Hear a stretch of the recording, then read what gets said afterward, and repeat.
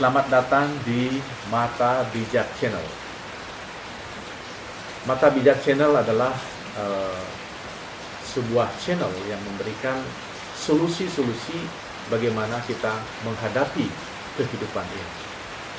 Ya. Sekarang kita akan jelaskan tentang ada 3 kelompok orang. Ya. Orang pertama itu orang jahat, orang kedua orang baik, orang ketiga adalah orang bijaksana. Apa perbedaan dari ketiga orang ini?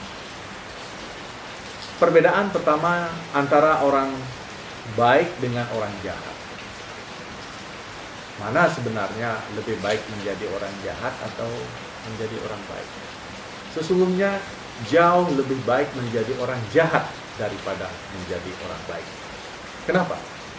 Orang jahat itu pada awalnya dia akan menemukan kebahagiaan yang luar biasa, walaupun pada akhirnya dia akan menderita. Contoh misalnya, kita mencuri uang 20 juta, ya, untuk 10 hari itu cukup.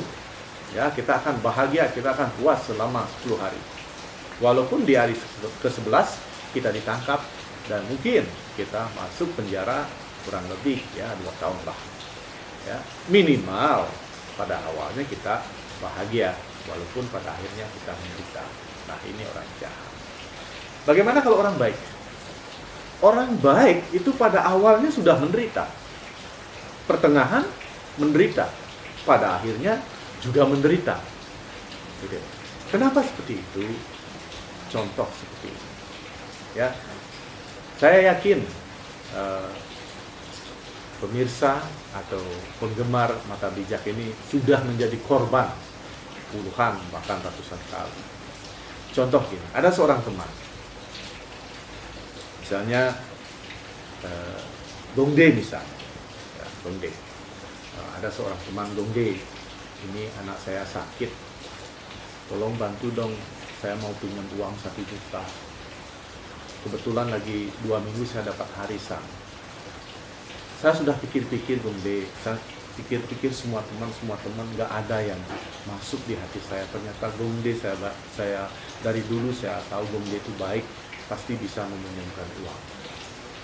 Nah, karena dikatakan baik, Gombe pasti sudah percaya diri, nah, sudah senang, sudah bahagia.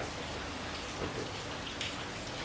Dan mendengar juga bahwa dua minggu lagi akan mendapat harisan, Gongde pasti yakin bahwa uangnya akan dikembalikan. Nah, maka itu diserahkanlah uang 1 juta. Padahal sebenarnya uang Gongde itu yang Gongde memang punya uang 2 juta kan, 1 juta sudah akan dikasih mamanya 1 juta, kemudian 500.000 akan dipergunakan untuk beli peralatan kamera. Kemudian 500.000 lagi sudah dipergunakan lagi 2 hari untuk bayar SPP, dan sisanya lagi sudah habis gitu. Nah, karena dibilang baik, dia membilang bahwa akan dapat harisan lagi 2 minggu, makanya uang itu dikasih. Nah, begitu dia meninggalkan tempat, dong dia sudah berpikir, aduh ada aja lagi masalah ini. Padahal uang kita ini sudah komplit kok, ada orang yang minjem. Nah, ini perasaan sudah menderita, ya, sudah menderita awalnya. Kemudian lagi 2 minggunya, Dongde dari pagi-pagi menunggu telepon. Apakah dia nelpon? Apakah dia sudah dapat arisan ini atau gimana? Dan sampai hari ke-20 dia tidak ada nelpon. Nah, kemudian sudah timbul lagi rasa kecewa atau menderita. Kemudian sebulannya di satu pembelanjaan, di satu supermarket, Gongde lihat dia dan dia melihat Gongde. Nah, sekarang uangnya akan dikembalikan. Tetapi dalam hitungan menit dia sudah menghilang, dicari kemana-mana tidak ada. Berarti dia sudah kabur. Nah, ini muncul lagi penderitaan. Nah, inilah risiko menjadi orang baik, itu 3 kali kita menderita. Awalnya menderita, pertengahannya menderita, kemudian pada akhirnya menderita. Nah, ini 2 orang ini, ya, antara orang baik dan orang jahat itu lebih untung menjadi orang jahat. Tapi saya tidak menyarankan agar Anda menjadi orang jahat. Tetapi ayo kita tinggalkan orang menjadi orang jahat. Ayo kita tinggalkan menjadi orang baik. Mari kita menjadi orang bijaksana. Bagaimana orang bijaksana?